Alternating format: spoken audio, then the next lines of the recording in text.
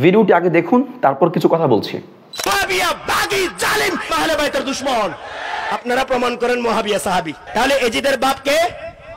এজিদের বাপ কে? আর এই মুআবিয়ার মা হলো হিন্দা। কে?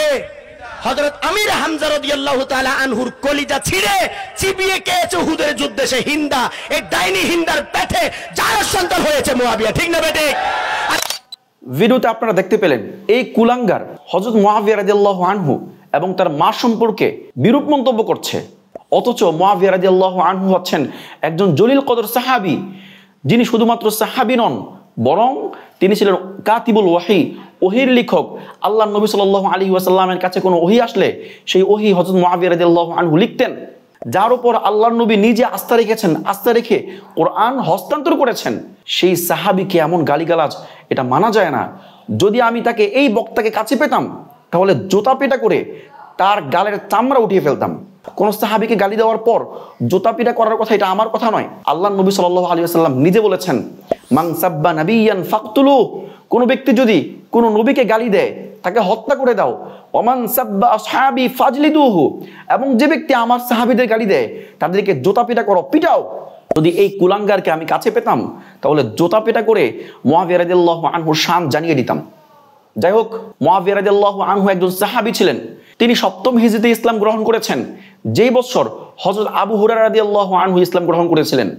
হযরত রাসূল কারীম সাল্লাল্লাহু আলাইহি ওয়াসাল্লাম সাহাবীদের সম্পর্কে বলেছেন, লা তাসুব্বু আসহাবি ফাওয়াল্লাযী নাফসি বিয়াদিহি লাউ আনফাকা মিসলা উহুদিন যাহাবান মা বালাগা মুদ্দা আহাদিহিম ওয়ালা নাসিফাহু, যে তোমরা আমার সাহাবীদের গালি দিও না। আল্লাহর কসম, যদি তোমাদের কেউ উহুদ পাহাড় সমপরিমাণও স্বর্ণ মুদ্রা দান করে, তারপরও আমার একজন সাহাবীর এক মুষ্টি দানার সমপরিমাণ হবে না। এমনকি আমার এক সাহাবীর এক মুষ্টির অর্ধেক দানের সমপরিমাণও হবে না। যেখানে আল্লাহর নবী তার সাহাবীদেরকে এতটা মূল্যায়ন করছেন, সেখানে এই কুলাঙ্গার হযরত মুআবিয়া রাদিয়াল্লাহু আনহুকে গালিগালাজ করছে।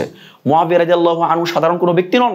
মুআবিয়া রাদিয়াল্লাহু আনহু ছিলেন আল্লাহর নবীর শ্যালক, অর্থাৎ আল্লাহর নবী সাল্লাল্লাহু আলাইহি ওয়াসাল্লামের স্ত্রী ছিল উম্মে হাবিবা রাদিয়াল্লাহু আনহা।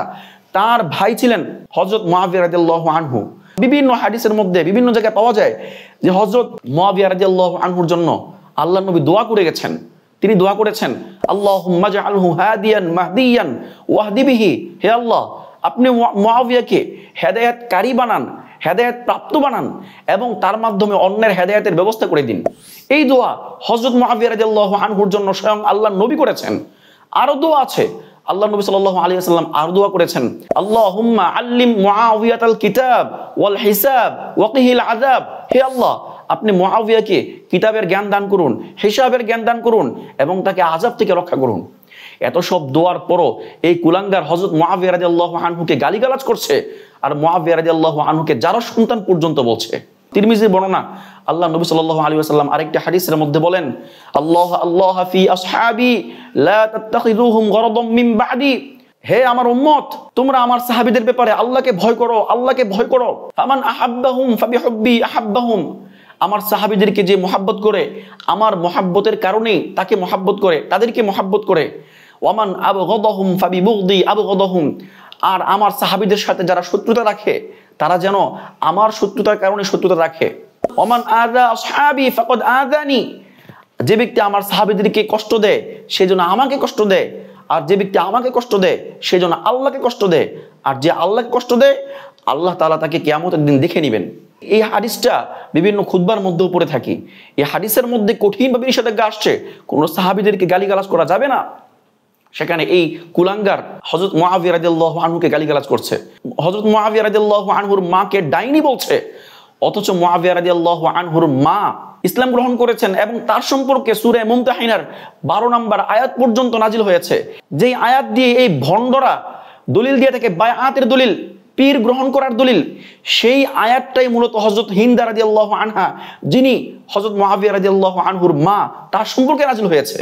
এই আয়াতের মধ্যে বলা হয়েছে, ইয়া আইয়ুহান নাবিয়্যু ইযা জাআকাল মুমিনাতু ইউবাইয়ুনাকা, হে নবী, যখন আপনার কাছে মুমিন নারীগণ এসে আপনার কাছে বায়াত করে। এই আয়াতটা হযরত মুআবিয়া রাদিয়াল্লাহু আনহুর মা সম্পর্কে নাজিল হয়েছে। যার সম্পর্কে কুরআনুল কারীমের আয়াত নাজিল হয়েছে, তাকে গালিগালাজ করা, তাকে ডাইনি বলা নিঃসন্দেহে কুফরি। একজন মানুষ যদি ইসলাম গ্রহণের পূর্বে কোনো অপরাধ করে থাকে, ইসলাম গ্রহণ করার সাথে সাথে সেই অপরাধ মাফ হয়ে যায়। হযরত হিন্দা রাদিয়াল্লাহু আনহা ইসলাম গ্রহণের পূর্বে হযরত হামজা রাদিয়াল্লাহু আনহুকে হত্যা করেছিলেন এবং হত্যার জন্য অন্য একজনকে ভাড়া করেছিলেন। এজন্য হিন্দা রাদিয়াল্লাহু আনহা ডাইনি হয়ে যায় না, কারণ ইসলাম গ্রহণ করার সাথে সাথে একজন ব্যক্তির পিছনের সকল গুনাহ মাফ হয়ে যায়। আমর ইবনে আস রাদিয়াল্লাহু আনহু থেকে বর্ণিত একটি হাদিস, যেটা মুসলিম শরীফে বর্ণিত হয়েছে, আল্লাহ নবী সাল্লাল্লাহু আলাইহি ওয়াসাল্লাম বলেছেন, ইন্নাল ইসলামা ইয়াহদিমু মা কানা ক্বাবলাহু, ইসলাম গ্রহণ করার সাথে সাথে পিছনের সমস্ত গুনাহ মাফ হয়ে যায়, সমস্ত অপরাধ ক্ষমা হয়ে যায়। হযরত হিন্দা রাদিয়াল্লাহু আনহা যদি অপরাধ করেই থাকেন, সেটা মাফ হয়ে গেছে ইসলাম গ্রহণ করার সাথে সাথে। সেখানে এই সাহাবীকে পূর্বের কোনো অপরাধকে নিয়ে কটাক্ষ করা, গালি দেওয়া কোনোভাবেই সমীচীন নয়। সেখানে এই ভণ্ডর দল, এই ভণ্ড, এই কুলাঙ্গার হযরত হিন্দা রাদিয়াল্লাহু আনহাকে ডাইনি বলছে, হযরত মুআবিয়া রাদিয়াল্লাহু আনহুকে জারদ বলছে। আল্লাহ তাআলা আমাদের সকলকে সাহাবীদের মূল্যায়ন এবং সাহাবীদের সঠিক হক কি হবে এবং সাহাবীদের মর্যাদা বুঝার তৌফিক দান করুন।